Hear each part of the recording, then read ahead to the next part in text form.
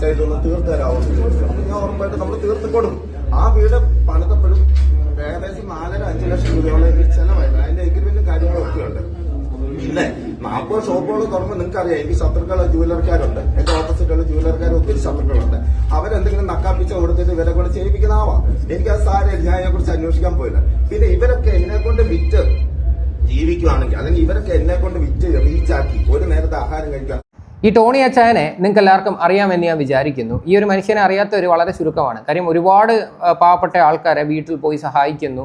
അതിൻ്റെ വീഡിയോസ് ഫേസ്ബുക്കിലും യൂട്യൂബിലും ഒക്കെ പോസ്റ്റ് ചെയ്യുന്നു. അങ്ങനെ ഒരു മനുഷ്യനാണ്. അതായത് വളരെ ദാനശീലനായിട്ടുള്ള ഒരു മനുഷ്യനാണ് ഈ ടോണി അച്ചായൻ എന്ന് പറയുന്നത്. എന്നാൽ ഈ ടോണി അച്ചായൻ ചെയ്യുന്ന ചില പ്രവർത്തികളിനകത്തോട്ട് എനിക്ക് പേഴ്സണലി വലിയ യോജിപ്പില്ല. അതായത് ഈ ഒരു മനുഷ്യൻ അനാവശ്യമായിട്ട് ക്യാമറയുടെ മുന്നിൽ വന്നിരുന്നിട്ട് അമിതമായി വിനയം കാണിക്കുന്നു. പിന്നെ അമിതമായി ഈ നാടകങ്ങൾ കാണിക്കുന്നു. അതായത് നാടക ഡയലോഗുകൾ വന്ന് സംസാരിക്കുന്നു. ഇതൊക്കെ കാണുമ്പോഴത്തേക്ക് പേഴ്സണലി എനിക്ക് അതിനകത്തോട്ടൊന്നും വലിയ യോജിപ്പില്ല. പക്ഷേ പുള്ളി ചെയ്യുന്ന പ്രവർത്തികളിനകത്തോട്ടൊക്കെ എനിക്ക് 100% റെസ്പെക്റ്റ് ഉണ്ട്. കാര്യം പല ആൾക്കാർക്കും ചെയ്യാൻ പറ്റാത്ത കാര്യങ്ങൾ പുള്ളി പോയി ചെയ്യുന്നുണ്ട്. പക്ഷെ എന്നാൽ പോലും ഇതിൻ്റെ ഇടയിൽ ചില കാര്യങ്ങളിനകത്തോട്ട് ഒരു വ്യക്തത വന്നിട്ടില്ല. ഈ കഴിഞ്ഞ ദിവസം നമ്മുടെ സീക്രട്ട് ഏജന്റ് ആയിട്ടുള്ള സായി ടോണി അച്ചായനെതിരെ ഒരു വീഡിയോ ഇട്ടിട്ടുണ്ടായിരുന്നു. ആ വീഡിയോയ്ക്കകത്ത് ഈ ലൈഫ് പദ്ധതിയുമായിട്ട് ബന്ധപ്പെട്ട് ഒരു കുടുംബത്തിന് ഒരു വീട് കിട്ടിയിട്ടുണ്ടായിരുന്നു. ആ വീട് എന്നാൽ ടോണി അച്ചായൻ സ്വന്തമായിട്ട് പണിഞ്ഞു കൊടുത്തു എന്നുള്ള രീതിയിലായിരുന്നു പുള്ളിയുടെ ഒരു റീൽസിനകത്ത് വന്ന് പ്രസന്റ് ചെയ്തിട്ടുണ്ടായിരുന്നു. ആ വീഡിയോ നിങ്ങളെല്ലാവരും കണ്ടു കാണുമെന്ന് ഞാൻ വിചാരിക്കുന്നു. വീണ്ടും വെച്ച് ഞാനത് വെറുപ്പിക്കുന്നില്ല. ഞാൻ ആ വീഡിയോ ഇവിടെ സൈഡിൽ കാണിക്കാം. എന്തുകൊണ്ടാണ് ഈ ഒരു മനുഷ്യൻ ആ ഒരു സമയത്ത് ഇത് ലൈഫ് വെച്ച് കൊടുത്ത വീടാണ് എന്നുള്ള രീതിയിൽ ഈ പുള്ളിയുടെ വീഡിയോയ്ക്കകത്ത് പറയാഞ്ഞെന്ന് എനിക്കത് മനസ്സിലായില്ല. അത് മാത്രമല്ല, പുള്ളി പറയുന്നത് പുള്ളിക്കാരന് ഒരു 40 വീട് പദ്ധതി ഉണ്ടായിരുന്നു. 40 ഷോറൂമുകൾ തുറക്കുന്നതിൻ്റെ ഒപ്പം തന്നെ 40 വീടുകളും ഓപ്പൺ ആവും. അതിൻ്റെ ഒരു പാർട്ടായിട്ടുള്ള ഒരു വീട് തന്നെയാണ് ഈ പറയുന്ന ആ ഒരു കുടുംബത്തിന് കിട്ടിയത് എന്നൊക്കെയാണ് ഈ പുള്ളി ശരിക്കും പറഞ്ഞാൽ സംസാരിച്ചിട്ടുണ്ടായിരുന്നത്. അതെന്താണ് അച്ചായ നിങ്ങൾ ശരിക്കും പറഞ്ഞാൽ ആ ഒരു കാര്യം വിട്ടുപോയത്? അതാണ് എനിക്കിവിടെ ചോദിക്കാനുള്ളത്. സാധാരണ എല്ലാ കാര്യങ്ങളും ഉണ്ടെങ്കിലും എന്തുണ്ടെങ്കിൽ തന്നെ നിങ്ങൾ പബ്ലിക്കിൻ്റെ എടുത്ത് വെച്ച് കാണിക്കുന്നതാണ്. പല രീതിയിലുള്ള ചാരിറ്റി പ്രവർത്തനങ്ങളും കാര്യങ്ങളും എല്ലാം നിങ്ങൾ ചെയ്യുന്നുണ്ട്. പോരാത്തതിന് ഞാൻ വേറൊരു കാര്യം പറയാം. ഈ പുള്ളി ഈ ചാരിറ്റിയുടെ കാര്യങ്ങളൊക്കെ ചെയ്യുന്ന സമയത്ത് ആ കുട്ടികളുടെ ഫേസ് പുള്ളി ബ്ലർ ചെയ്യാറില്ല. ശരിക്കും പറഞ്ഞാൽ ഈ പിള്ളേരെ കാണിച്ചിട്ടുള്ള ഈ ചാരിറ്റി പരിപാടി എന്ന് പറയുന്നത് തന്നെ നിയമവിരുദ്ധമാണ്. അത് ആരെങ്കിലുമൊക്കെ ചൈൽഡ് ലൈനിൽ കേസ് കൊടുത്തു കഴിഞ്ഞാൽ ഈ പുള്ളിക്ക് തന്നെയായിരിക്കും അത് ഏറ്റവും കൂടുതൽ പ്രശ്നങ്ങൾ വരുന്നത്. എന്തായാലും അച്ചായൻ്റെ ഒരു എക്സ്പ്ലനേഷൻ വീഡിയോ ഇന്നലെ നീലക്കുയിലിനകത്ത് വന്നിട്ടുണ്ട്. ഇത് കണ്ടപ്പോഴാണ് ഈ ഒരു വീഡിയോ എനിക്ക് റിയാക്ട് ചെയ്യാൻ തോന്നിയത്. നമുക്ക് ആദ്യം ആ വീഡിയോ കാണാം.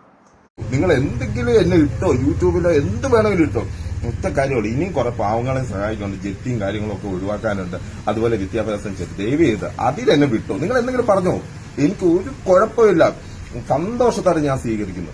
അത് നിങ്ങൾ എന്തെങ്കിലും പറഞ്ഞു. പക്ഷെ എനിക്ക് കുറെ കാര്യങ്ങൾ ചെയ്യാൻ എന്നൊന്ന് വിട്ടാൽ മതി. നിങ്ങൾക്ക് എത്രയോ പേര് ചെയ്യാനുണ്ട്, എത്രയോ പേരെ അഴിമതിക്കാരെ പിടിക്കാനുണ്ട്. അതൊന്നും പിടിക്കാതെ ഈ സ്വന്തം വരുമാനത്തിൽ നിന്ന് സ്വന്തം കാശ് വെച്ച് ചെയ്യുന്ന എന്നെ എന്തിനാ?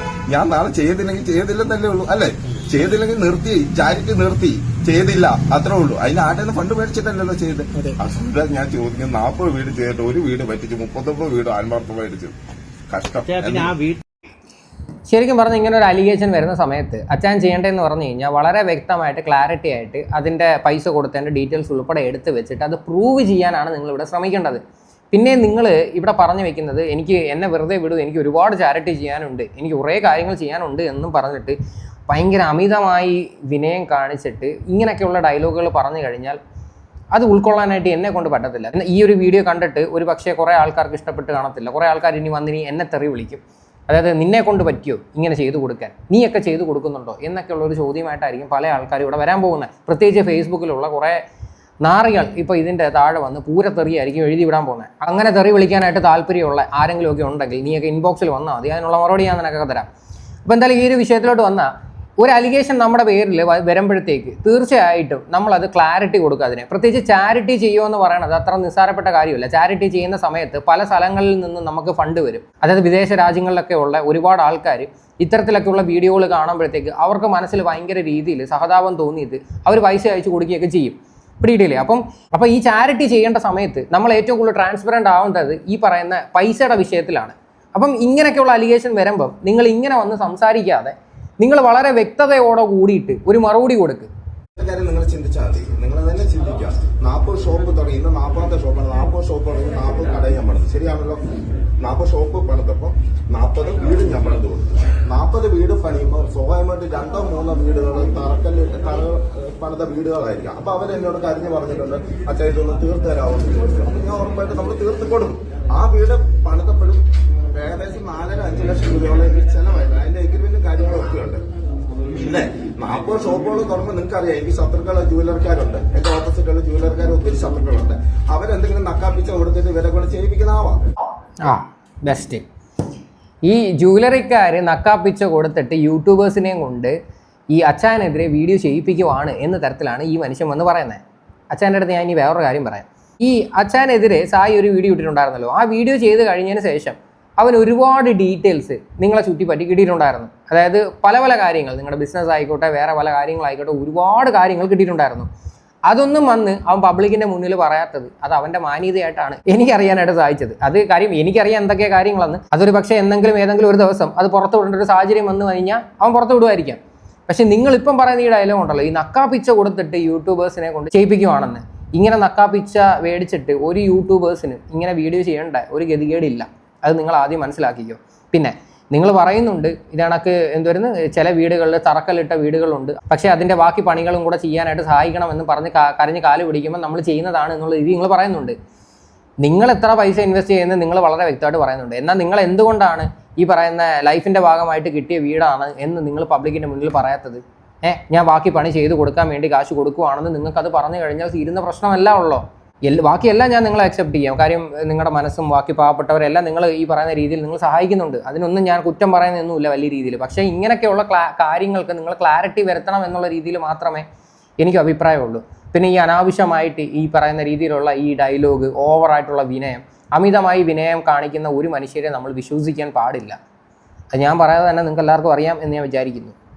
എനിക്ക് ആ സാരമില്ല, ഞാൻ അതിനെ കുറിച്ച് അന്വേഷിക്കാൻ പോയില്ല. പിന്നെ ഇവരൊക്കെ എന്നെ കൊണ്ട് വിറ്റ് ജീവിക്കുകയാണെങ്കിൽ, അല്ലെങ്കിൽ ഇവരൊക്കെ എന്നെ കൊണ്ട് വിറ്റ് റീച്ചാക്കി ഒരു നേരത്തെ ആഹാരം കഴിക്കാൻ സന്തോഷമുള്ളൂ. പിന്നെ ഒറ്റ കാര്യം പറയാനുള്ളൂ, ഈ ഇവരൊക്കെ ചെയ്യുമ്പോൾ ഒറ്റ കാര്യം ചിന്തിക്കുക, ഈ പാവങ്ങൾക്ക് ഇനിയും കുറെ പേർക്ക് കിട്ടാൻ അർഹതയുള്ളവർക്ക് കിട്ടാനുണ്ട്. അത് നിർത്താതിരിക്കാം. അതെനിക്ക് ഇനിയും ചെയ്യണം. പിന്നെ ഒറ്റ കാര്യമുള്ളൂ, ഇവർക്ക് എന്തെങ്കിലും റീച്ച് എന്നെ വെച്ച് ചെയ്യണമെങ്കിൽ ഈ യൂട്യൂബേഴ്സിനോ ഞാൻ ഇപ്പോഴും അവരോട് പറയുവാണ്, നിങ്ങൾക്ക് ഒരു നേരത്തെ ആഹാരം എന്നെ വെച്ച് റീച്ചാക്കി എന്നെ കഴിക്കണമെങ്കിൽ ഞാൻ കോട്ടയത്ത് എന്റെ നാട്ടിൽ 400 പേർക്ക് അന്നദാനം ഞാൻ വെച്ചിട്ടുണ്ട്. അവരോട് വന്ന് അവിടെ വന്ന് ഫ്രീ ആയിട്ട് കഴിച്ചോളാൻ പറയും. ഇതൊക്കെ ശരിക്കും പറഞ്ഞുണ്ടല്ലോ, നിങ്ങൾ പച്ചക്കായിട്ട് വന്നിരുന്ന് ആക്ഷേപിക്കുന്ന പരിപാടിയാണ് നിങ്ങൾ ചെയ്യുന്നത്. ഞാനിവിടെ വേറൊരു കാര്യം പറയാം. ഞാൻ അറിഞ്ഞ വേറൊരു കാര്യമാണ്. അത് മിക്കവാറും മേ ബി അത് സായിയുടെ വീഡിയോക്കകത്ത് പറയുമായിരിക്കും. ഒരു ക്യാൻസർ പേഷ്യൻ്റ് ആയിട്ടുള്ള ഒരു അമ്മ എങ്ങാണ്ട് വന്ന് ബിരിയാണി എങ്ങാണ്ട് വിൽക്കുന്ന ഒരു വീഡിയോ ഈ പുള്ളിക്കാരൻ ചെയ്തിട്ടുണ്ട്. അവരുടെ കുടുംബത്തിലുള്ള വേറെ ആർക്കോ ക്യാൻസർ ബാധിച്ചങ്ങാണ്ടായിരുന്നു അവർ മരിച്ചിട്ടുണ്ടായിരുന്നു എന്നും പറയുന്നുണ്ട്. എന്നാൽ അറിയാനായിട്ട് സാധിച്ചത് ഈ അച്ഛൻ്റെ വീഡിയോക്കകത്ത് അവതരിപ്പിച്ച ആ ഒരു ചേച്ചിക്ക് ക്യാൻസറും ഇല്ല, അവരുടെ കുടുംബത്തിലുള്ള വേറെ ആരെങ്ങാണ്ട്, അവരുടെ ഭർത്താവോ വേറെ ആരെങ്ങാണ്ട് ശ്വാസം മുട്ടലുമായിട്ട് ബന്ധപ്പെട്ടെങ്ങാണ്ടാണ് മരിച്ചിട്ടുണ്ടായിരുന്നത്. അപ്പം ആ കുടുംബത്തിൽ തന്നെയുള്ള ആൾക്കാരുടെ പ്രതികരണമൊക്കെ ഉണ്ട്. അപ്പം മേ ബി ഇനി അത് സായിയുടെ വീഡിയോക്കകത്ത് നിങ്ങൾക്കത് ഒരു പക്ഷേ കാണാൻ പറ്റുമായിരിക്കും. അപ്പോൾ അച്ചായ ഇങ്ങനെയൊക്കെ വന്നിരുന്ന് സംസാരിക്കുന്ന സമയത്ത് നിങ്ങൾ നോക്കിയും കണ്ട് സംസാരിച്ചില്ലെങ്കിൽ ഇങ്ങനെയുള്ള പല കാര്യങ്ങളും പുറത്തു വരും. നിങ്ങളെല്ലാം അങ്ങ് തികഞ്ഞൊരു വ്യക്തിയാണ്, നിങ്ങളങ്ങ് നന്മമരമാണ്, 50 കിട്ടിയ 100 നിങ്ങൾ സഹായിക്കുന്ന വ്യക്തിയാണ് എന്നൊക്കെ വന്നിരുന്ന് പറയുമ്പം ഇതിൻ്റെ പിന്നിൽ വേറെ കുറേ കാര്യങ്ങൾ വെളിയിൽ വരും. അത് നിങ്ങൾ മനസ്സിലാക്കിയാൽ നിങ്ങൾക്ക് കൊള്ളാം. എനിക്ക് വേറെ ഒന്നും പറയാനില്ല. എന്തായാലും ബാക്കിയോടെ കേൾക്കാം. യൂട്യൂബേഴ്സിനോട് എന്നെ വെച്ച് റീച്ച് ആക്കുന്നവര് എന്തിനാ എന്നെ വെച്ച് റീച്ച് ആക്കി? ഈ പാവങ്ങൾ കൂടെ കിട്ടാതിരിക്കേണ്ട കാര്യമില്ല. അവർക്ക് ഞാൻ ആഹാരം മാറ്റി വെക്കും. 400 പേർക്കുള്ള അന്നദാനം കൂടാതെ ഞാൻ ഒരു കുറച്ച് ഫുഡും കൂടെ അവർക്ക് മാറ്റി വെക്കും. അവർ സുഖമായിട്ട് അവിടെ വന്ന് യൂട്യൂബേഴ്സിന് കഴിച്ചിട്ട് പോകും. അല്ലെ, അതല്ലേ നല്ലത്? അവർ എന്നെ വിറ്റ് കാശാക്കേണ്ട കാര്യമുണ്ടോ? ഇനിയെങ്കിലും ഈ പാവങ്ങളെ സഹായിക്കുന്നതിന് എതിര് നിൽക്കാതിരിക്കാം. ഈ ജുവലർക്കാരാണ്, ബാക്കിയുള്ളവരാണ് ഇവരെ കൊണ്ട് നക്കാപ്പിച്ച കൊടുത്ത് ചെയ്യിപ്പിക്കുന്നത്, അത് സത്യം. പക്ഷെ എന്തിനാണ് ഇവർക്കൊക്കെ കിട്ടുന്നവരില്ലാതാക്കുന്നത്? പിന്നെ അച്ഛൻ ഈ നക്കാപ്പിച്ച കൊടുത്തിട്ട് ആരെയൊക്കെ കൊണ്ട് വീഡിയോ ചെയ്യിപ്പിക്കുന്നു എന്നുള്ള കാര്യം നമുക്ക് വളരെ വ്യക്തമായിട്ട് അറിയാം. അവിടെ പല മീഡിയക്കാരും വന്നിരിക്കുന്നത് എന്തിൻ്റെ ബേസിസിലാണെന്നും അറിയാം. അതുകൊണ്ട് കൂടുതലായിട്ട് വന്നിരുന്ന് നമ്മളെ കൊണ്ടൊന്നും പറയിപ്പിക്കല്ലേ. ഓരോ പരിപാടി നടക്കുമ്പോഴും ഓരോ മീഡിയക്കാരെ വിളിച്ചിട്ട് കവർ ചെയ്യാൻ പറയുന്നതും ബാക്കിയുള്ള കാര്യങ്ങളൊക്കെ നമുക്കറിയാവുന്നതാണ്. അതുകൊണ്ട് നിങ്ങൾ വന്നിരുന്ന് ഈ യൂട്യൂബേഴ്സിനെ ആക്ഷേപിക്കുന്ന സമയത്ത് നിങ്ങൾക്കൊരു വിചാരം കാണുമായിരിക്കും, ഞങ്ങൾ ഒരു രീതിയിലും നിങ്ങളെപ്പറ്റി അന്വേഷിക്കാതെ വെറുതെ വായി തോന്നുന്ന വിഷയങ്ങൾ വന്ന് പറയുവാണെന്നുള്ളൊരു തോന്നൽ കാണുമായിരിക്കും. അത് നിങ്ങളുടെ മനസ്സ് കൈ വെച്ചിരുന്നാൽ മതി. പറയാൻ നിന്ന് കഴിഞ്ഞാൽ ഇവിടെ ഏറ്റവും കൂടുതൽ നാണക്കേട് ഉണ്ടാകാൻ പോകുന്നത് നിങ്ങൾക്കായിരിക്കും. അതുകൊണ്ട് എന്നെ കൊണ്ടൊന്ന് ഓരോന്ന് വന്നിരുന്ന് വിളിച്ച് പറയിപ്പിക്കരുത്. മൂന്നോ വീട് തറകളും കെട്ടിയിട്ട് ബാക്കി കംപ്ലീറ്റ് ചെയ്ത് കൊടുത്തു. അതിന്റെ പേര് തട്ടിപ്പാന്ന് പറയുന്നത് എനിക്ക് മനസ്സിലാവുന്നില്ല. ഞാൻ ഇപ്പോഴും പറയുന്നു, ഞാൻ ആത്മാർത്ഥമായിട്ട് തന്നെയാണ് ഇതുവരെ സഹായിച്ചത്. ഇനി ഞാൻ ചോദിക്കട്ടെ, 1 രൂപ ഞാൻ ആരോടെങ്കിലും മേടിച്ചിട്ടുണ്ടോ? എന്റെ വരുമാനത്തിൽ നിന്ന് ചെയ്യുന്നില്ല. എന്തിനാ എല്ലാവർക്കും വിഷമം? ഞാൻ ആരോടും മേടിക്കാതെയാണ് ചെയ്യുന്നത്. എന്റെ വരുമാനത്തിൽ നിന്ന് ഞാൻ ചെയ്യുന്നത്. നാളെ ചെയ്തില്ലെന്നേ ഉള്ളൂ. അല്ലെങ്കിൽ ചെയ്ത കാര്യങ്ങൾ കംപ്ലീറ്റ് ആയിട്ട് ആത്മാർത്ഥമായിട്ട്. ഇത് മാത്രമല്ല, ജപ്തി, അതുപോലെ വീട് പണി, അതുപോലെ വിദ്യാഭ്യാസം, അന്നദാനം ഉൾപ്പെടെ കല്യാണം, ഇതെല്ലാം ഞാൻ ചെയ്യുന്നുണ്ട്. നിങ്ങൾക്കറിയാലോ. ഇതിന് നാളെ നിർത്തണമെങ്കിൽ ഇവര് പറഞ്ഞു തന്ന വളരെ പേര് ഞാൻ നിർത്തണ കാര്യമുണ്ടോ? ഈ കോടിക്കണക്കിന് ജനങ്ങൾ എന്നെ സ്നേഹിക്കുന്നില്ലേ? ഇനി ഇവർക്കൊക്കെ ഭക്ഷണം കഴിക്കുന്നത് ഞാൻ മുമ്പേ പറഞ്ഞാൽ എന്റെ നാട്ടിൽ 400 പേർക്ക് അന്നദാനം കൊടുക്കാം. അവർക്ക് വേണ്ട അവിടെ വന്ന് സൂക്ഷ്മമായിട്ട് കഴിച്ചിട്ട് പോകാം. അതിന്റെ പേര് എന്നെ ഉപദ്രവിക്കാൻ വരണ്ട. കാരണം എന്തിനാ? ഞാൻ ഒന്നും ചെയ്യുന്നില്ല. ഞാനൊരു രാഷ്ട്രീയപരമായിട്ട് വിമർശിക്കുന്നില്ല. ഒരാൾക്ക് എതിരായിട്ട് ഞാൻ നിൽക്കുന്നില്ല. ആരെയും ഞാൻ കുറ്റം പറയുന്നില്ല. ഇന്ന് വരെ ആരെ പറ്റിയും കുറ്റം പറയുന്നില്ല. നിങ്ങൾ ഒരുപാട് നന്മകൾ ചെയ്യുന്നുണ്ട്. നിങ്ങൾ വേണമെങ്കിൽ എൻ്റെ ആഹാരം വന്ന് കഴിച്ചിട്ട് പോ എന്നൊക്കെ വന്ന് നിങ്ങൾ സംസാരിക്കുന്ന സമയത്ത് നിങ്ങൾ എന്തൊക്കെ ചെയ്തിട്ടുണ്ട് എന്ന് നിങ്ങൾ സ്വന്തമായിട്ട് നിങ്ങളൊന്ന് റിയലൈസ് ചെയ്ത് നോക്കണം. നിങ്ങളിപ്പം വളരെ പുച്ഛത്തോടെ കൂടിയിട്ട് നിങ്ങൾ ഭക്ഷണത്തെ പറ്റി പറയുന്നുണ്ടല്ലോ. വേണമെങ്കിൽ നിങ്ങൾ വന്ന് എൻ്റെ ആഹാരം അന്നദാനം വന്ന് കഴിച്ചിട്ട് പോ, അതായത് നിങ്ങളുടെ എച്ചിൽ തിന്നണം എന്നുള്ള രീതിയിലൊക്കെയാണ് നിങ്ങൾ വന്ന് സംസാരിക്കുന്ന ഒരു രീതി കണ്ടു കഴിഞ്ഞാൽ നിങ്ങൾ ചെയ്തിട്ടുള്ള പ്രവർത്തികൾ എന്തൊക്കെയാണെന്ന് നിങ്ങൾക്ക് വളരെ വ്യക്തമായിട്ട് അറിയാം. പിന്നെ നിങ്ങളെക്കുറിച്ച് എഗെയിൻസ്റ്റ് ആയിട്ട് വന്നേക്കുന്ന സാധനങ്ങൾ ചില്ലറയും ചില്ലുവാനോ ഒന്നും അല്ല. അതൊക്കെ സത്യം പറഞ്ഞു കഴിഞ്ഞാൽ ജനങ്ങൾ അറിഞ്ഞു കഴിഞ്ഞാൽ ഈ സപ്പോർട്ട് ചെയ്യുന്ന ജനങ്ങൾ തന്നെ ഒരു പക്ഷേ നിങ്ങളെ കല്ലെറിയേണ്ട ഒരു സാഹചര്യത്തിലോട്ട് പോകും. അതുകൊണ്ട് ഇമാതിരി ഡയലോഗ് ഒന്നും വന്നിരുന്ന് അടിക്കല്ലേ. ആദ്യം നിങ്ങൾ സ്വന്തമായിട്ട് നിങ്ങൾ നന്നാവാൻ നോക്കുക. അമിതമായിട്ട് വിനയം കാണിച്ച് കുറേ നാടക ഡയലോഗും വന്ന് കൊണ്ട് എറിഞ്ഞ് കൊടുക്കട അച്ചായൻ തന്നതാണ് എന്ന് പറ. എന്തിനാണ് നിങ്ങൾ ഇങ്ങനെ ഷോ ഓഫ് കാണിക്കേണ്ട കാര്യം? ഇടയിൽ നമ്മൾ ഒരു കൈ സഹായിക്കുന്നുണ്ട്, മറ്റൊരു കൈ അറിയരുത് എന്നാണ് പറയുന്നത്. ഇത് നിങ്ങൾ സഹായിക്കുകയും ചെയ്യുന്നത്, നിങ്ങൾ എല്ലായിടത്തും വിളിച്ചു പറഞ്ഞും കൊടുക്കുന്നത്, നിങ്ങൾ അതിൻ്റെ കൂടെ മാർക്കറ്റിംഗ് ചെയ്യുന്നത്. അവിടെ ഈ കോട്ടയത്ത് ഈ കുറേ തിയേറ്ററുകളിൽ ഈ സിനിമ തുടങ്ങുന്ന സമയത്ത് ഈ പുള്ളിയുടെ ചാരിറ്റി വീഡിയോസ് കാണിക്കാറുണ്ട് എന്ന് കുറേ ആൾക്കാർ പറയുന്നുണ്ട്. അത് ശരിക്കും പറഞ്ഞാൽ എന്തിനാണ് കാണിക്കുന്നത്? അതായത് അതും ഒരു ടൈപ്പ് ഓഫ് PR ആണ്. നിങ്ങൾ ഈ ഫേസ്ബുക്കും ഇൻസ്റ്റാഗ്രാമൊക്കെ എടുത്ത് നോക്കണം. പുള്ളിക്കാരൻ ഒരുപാട് PR ടീമുകളുണ്ട്. എന്തോരം പരിപാടികളാണ് ചെയ്യുന്നത് അറിയോ? ഓരോ പോസ്റ്റൊക്കെ എഴുതി വെച്ചിരിക്കുന്നതൊക്കെ ഒന്ന് കാണണം. ഇങ്ങനെ നിങ്ങൾ എന്തിനാണ് സിമ്പതി പിടിച്ച് പറ്റുന്നത്? കുറച്ച് PR ടീമുകളെ എല്ലാവരെയും കൂടെ സെറ്റ് ചെയ്തിട്ട് കുറച്ച് സിമ്പതി ആയിട്ടുള്ള പോസ്റ്റുകൾ എഴുതിയിടുക, എന്നിട്ട് അതിൽ കൂടി മാർക്കറ്റ് ചെയ്യാനായിട്ട് ശ്രമിക്കുക. അത് അത്ര നല്ലൊരു പരിപാടിയാണോ? എന്റെ വഴിയെ എനിക്ക് ദൈവം തരുന്നത് കൊണ്ട് ഞാൻ ആത്മാർത്ഥമായിട്ട് കൊടുക്കുന്നുണ്ട്. ദൈവം തരുന്ന ഇന്ന് വരെ ഞാൻ മാക്സിമം ഞാൻ പാവം കൊടുക്കാൻ ഞാൻ നോക്കിയിട്ടുണ്ട്. അവരെ ഇനിയും കുറെ കാര്യങ്ങൾ ചെയ്യാനുണ്ട് അല്ലെ? ഇനിയും ചെയ്യാനല്ല കുറെ കാര്യം നമുക്ക് ചെയ്യണ്ടേ? ഞാൻ പൊക്കോട്ടെ എന്റെ വഴിയെ. അവര് എന്തിനാ വെറുതെ എത്രയോ പേരെ വിമർശിക്കാനുണ്ട്, എന്നെ എന്തിനാ വിമർശിക്കുന്നത്? ഈ അച്ചായനോട് ആളുകൾക്ക് ഭയങ്കര സ്നേഹമാണ്. ആ സ്നേഹത്തോടുള്ള ഒരു പ്രതികരണം കൂടിയാണ് ഈ ആരോപണം. ആയിരിക്കാം. ഇങ്ങനെ ഒരു ആരോപണം വന്നു എന്ന് പറഞ്ഞ് തെളിയിക്കാൻ പോലും ഒരാൾക്കും പറ്റും. കാരണം എഗ്രിമെന്റ് സഹിതം ഓരോ വീട് പണിയുടെ എന്റെ കയ്യിലുണ്ട്. അതിന്റെ പേരിൽ തെളിയിക്കാനൊന്നും പറ്റില്ല. അത് തെളിയിക്കേണ്ട ഒരു ഉത്തരവാദിത്വം നിങ്ങൾക്കാണ്. പല വീടുകളും തറക്കല്ലിട്ടിട്ട് അതിൻ്റെ ബാക്കി പണികളാണ് നിങ്ങൾ പൂർത്തിയാക്കി കൊടുത്തത് എന്നൊക്കെയുള്ള രീതി നിങ്ങൾ ഡയലോഗ് പറയുന്നുണ്ടല്ലോ. അപ്പോൾ എങ്കിൽ പിന്നെ എന്തുകൊണ്ടാണ് നിങ്ങൾക്ക് ഈ ഒരു കാര്യം നിങ്ങൾക്ക് ഒരു വളരെ വ്യക്തതയോടെ കൂടിയിട്ട് ഡോക്യുമെന്റ്സും കാര്യങ്ങളൊക്കെ എടുത്ത് വെച്ച് സംസാരിച്ചാൽ?